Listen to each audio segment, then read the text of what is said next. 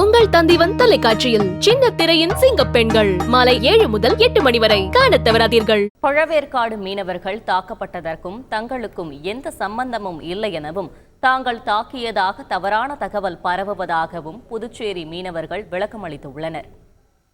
விழுப்புரம் மாவட்டத்தை சேர்ந்த பாரத மாதா என்ற கூனிமுடு குப்பத்தை சேர்ந்த படகுக்கும் பழவேற்காடு மீனவர்கள் தான் பிரச்சனை. ஆனால் பாண்டிச்சேரி படகு அங்கே போய் நாங்கள் அசம்பாவிதம் எதுவும் நடக்காத அளவுக்கு பேச தான் போனோம். நாங்கள் அங்கே தான் இருந்தோம். ஆனால் செய்தியில் தவறாக தகவல் வருது.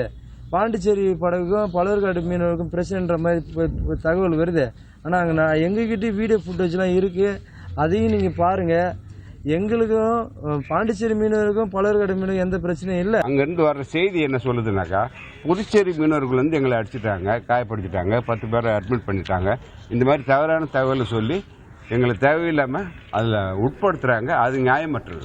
உங்கள் தந்திவன் தொலைக்காட்சியில் சின்ன திரையின் சிங்க பெண்கள் மாலை 7 முதல் 8 மணி வரை காணத் தவறாதீர்கள்.